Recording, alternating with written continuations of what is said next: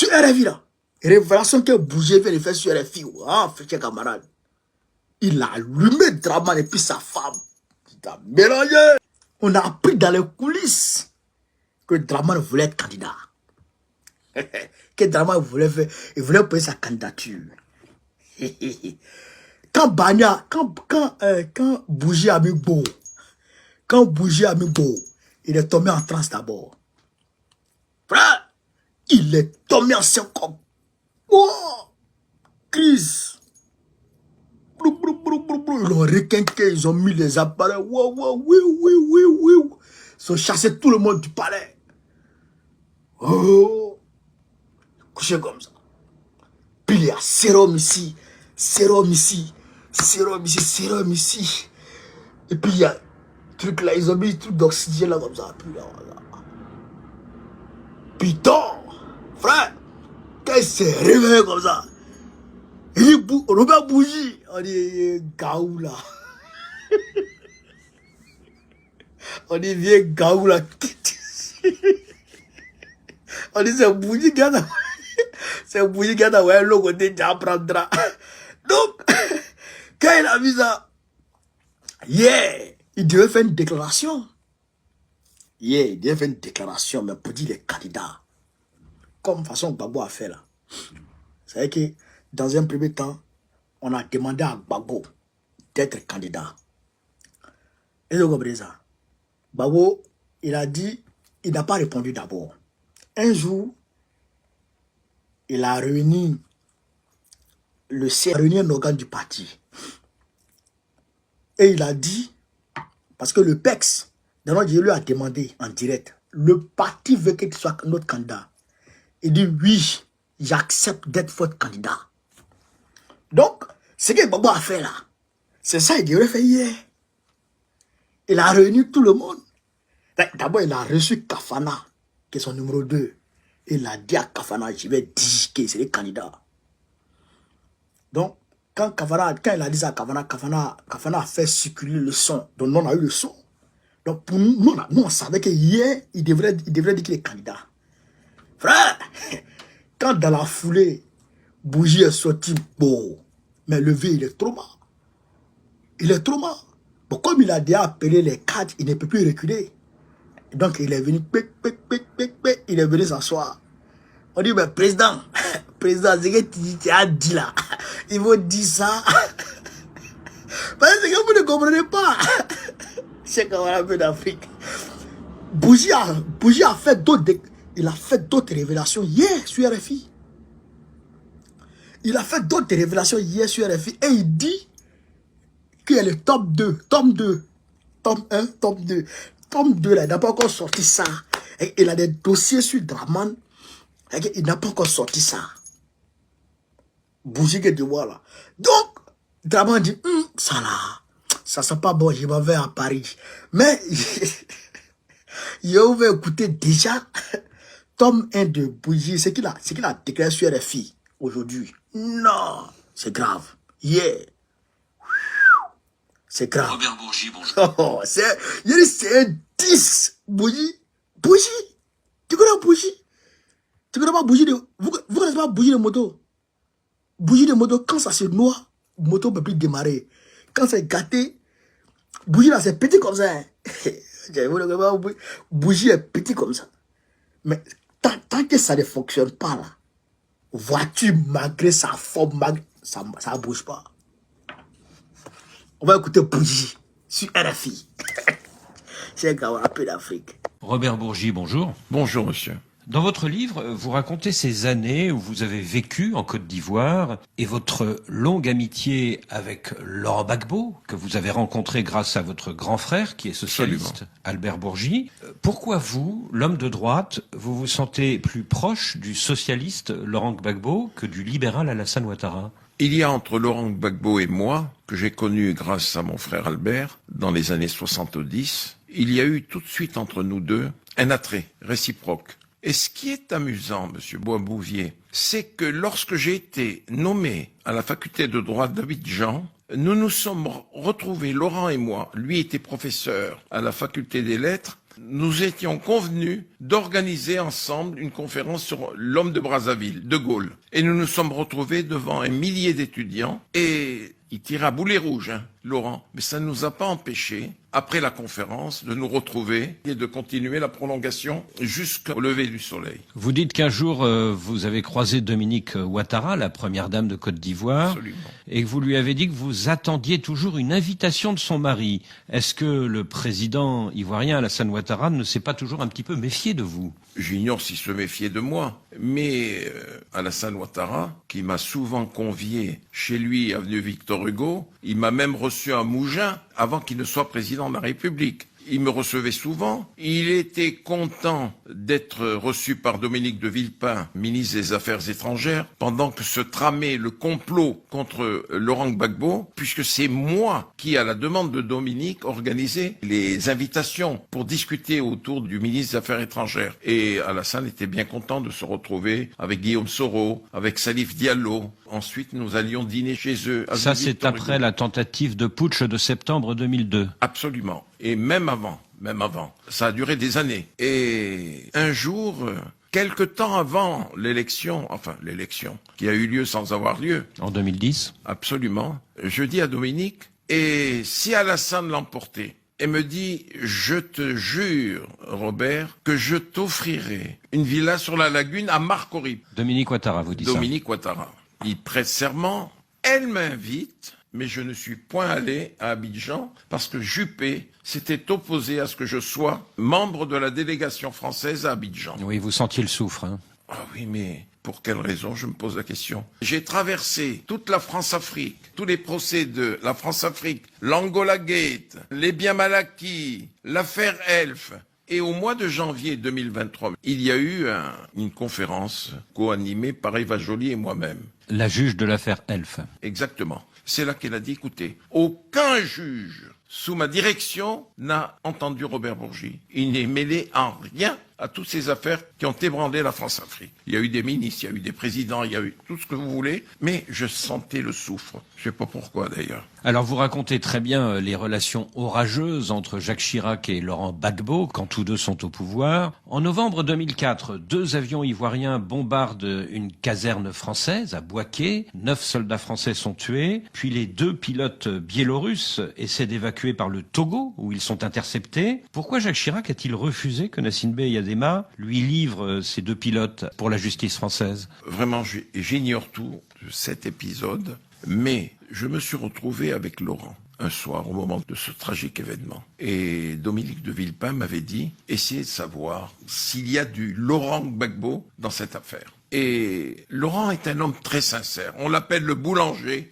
Mais avec moi et ma famille, il a toujours été d'une sincérité extraordinaire. Et je lui dis, Laurent, vraiment, es-tu mêlé de près ou de loin? Il dit, je t'assure, Robert, dis à Dominique de ma part, que je ne suis en rien mêlé à cette affaire, laissant entendre à un moment donné de la conversation, mais il n'est pas impossible que l'entourage de Simone soit mêlé. Cette phrase, il me l'a prononcée.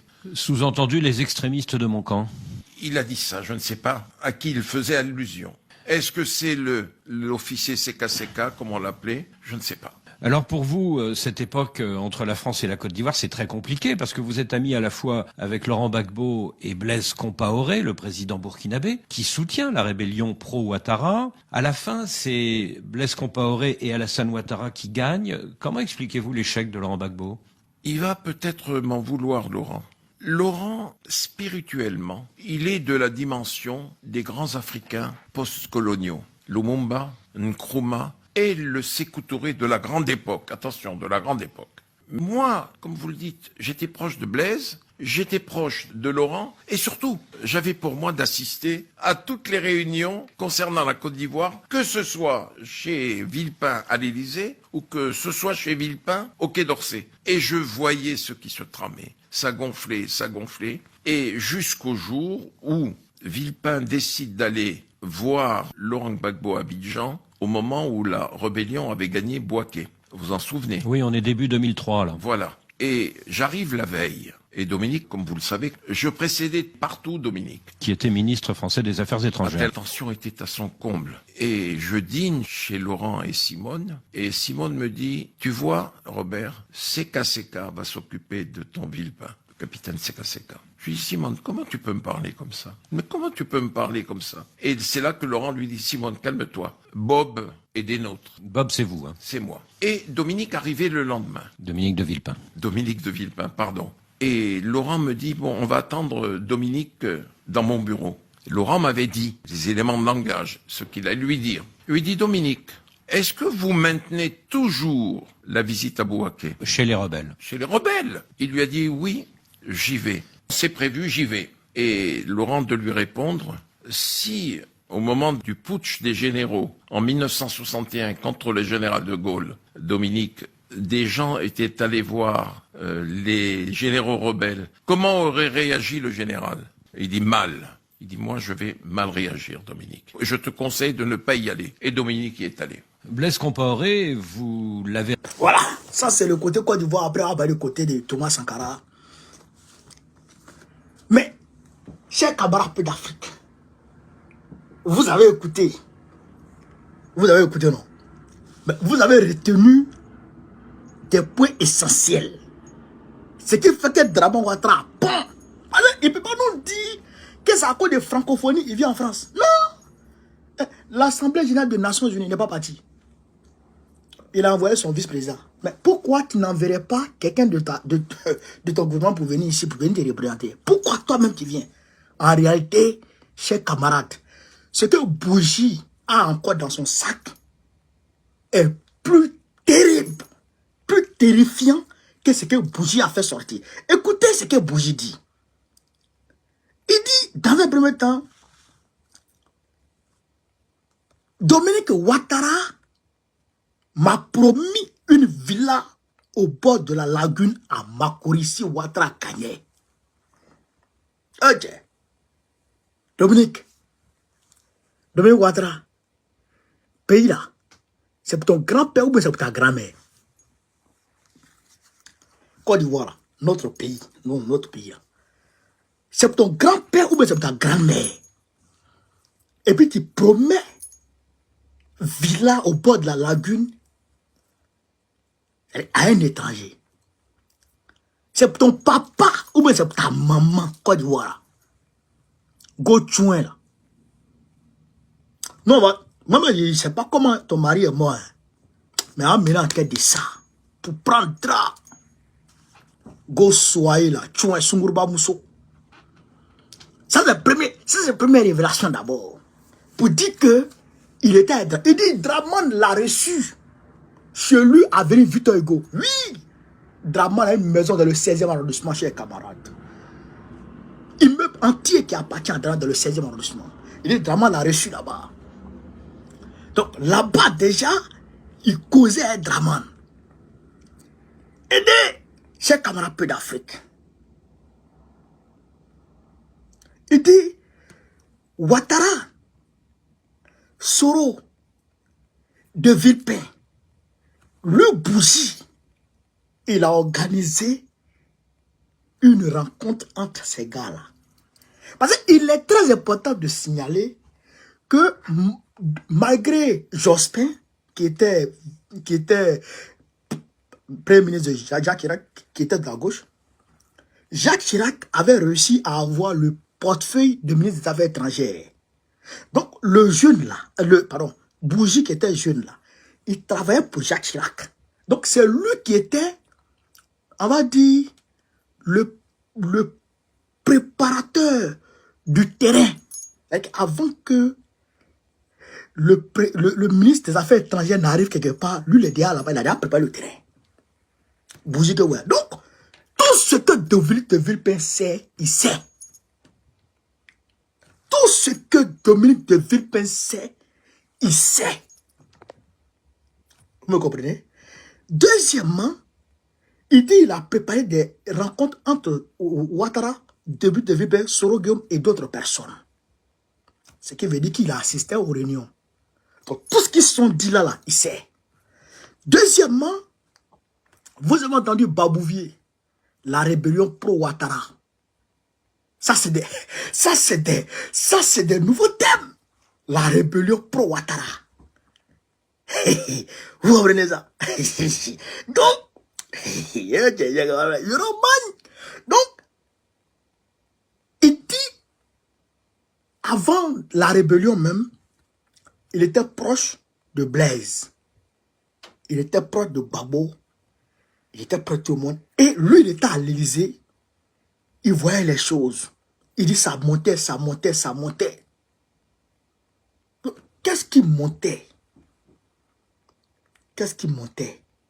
Ça veut dire que ils étaient en train de préparer la rébellion depuis l'Élysée. Je reprends la partie là. Il dit, lui, il était à l'Élysée. Il était il assistait aux réunions. Et puis, il voyait que ça montait, la tension montait. Jusqu'à ce que la tentative de coup d'État échoue. Et que Dominique Villepin s'en va maintenant en Boaké. Vous avez compris ça. Ça veut dire qu'avant même la rébellion,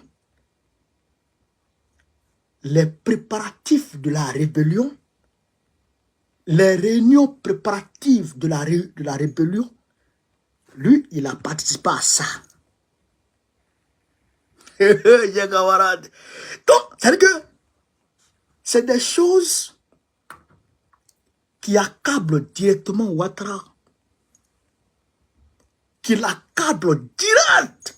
C'est-à-dire que qui le rend responsable. Qui font de lui maître. Qui font de lui, je dirais, le père de la rébellion. Ça là. C'est-à-dire que si ce gars il parle, c'est-à-dire que ça engage Ouattara en même temps dans la paternité de la rébellion. Est-ce que vous comprenez, chers camarades?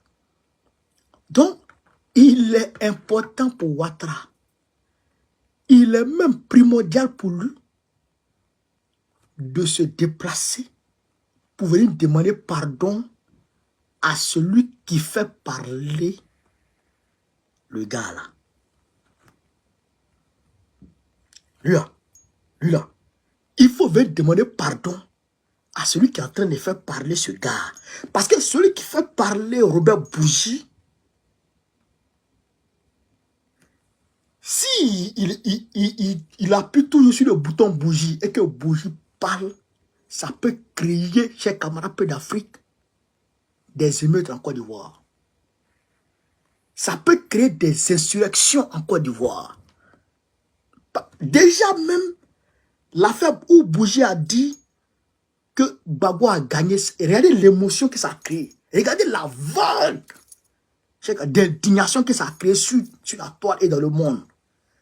Imagine, il vient détailler comment la rébellion a été organisée, comment Ouattara a pris part aux réunions, quels étaient les propos de Ouattara. Il cite les propos. Il cite et il dit textuellement ce que les gens disent. Non, le gars, il a une mémoire. Il a une mémoire d'éléphant. Bougie, c'est un 10. Frère, et puis tu ne peux pas porter plainte. Jacques Chirac a porté plainte contre lui, il a échoué. Bougie qui est là. Jacques Chirac l'a attaqué, il a échoué. Tu ne peux pas, parce qu'il a les preuves, il a les lettres. Didier, merci beaucoup pour les cadeaux. Il a les lettres, il a les preuves, il a tout consigné. Tu ne peux pas. Chers camarades, c'est lui et puis la fille d'Omar Bongo qui avait le code des valises que Omar Bongo envoyait à Jacques Chirac. 555. 3 x 5. Ça, c'était le code des valises d'Omar Bongo. 555. Oh, tiens. Frère, le gars là, il rit. Le gars, il est bé. Il est bé. Il connaît tout. Mais il dit son deuxième livre sort. Mais regardez, il parle sur France 24. France 24. Aux heures de déjeuner. Dîner, il parle sur TV5 Monde. Au journal Afrique. Où tous les Africains sont branchés. Il parle. France 24, où tous les Africains sont branchés. Il parle. Il va parler sur RFI encore. où tous les Africains sont branchés, il parle. Il va parler sur des radios. Les médias, ça n'en parle pas. Frère, c'est pour détruire Draman. En quelques secondes, il détruit Draman. Ça, c'est lui seul qui parle d'abord. Hein. Les autres n'ont pas encore parlé. Et ça c'est un seul levier que la France a actionné contre lui d'abord.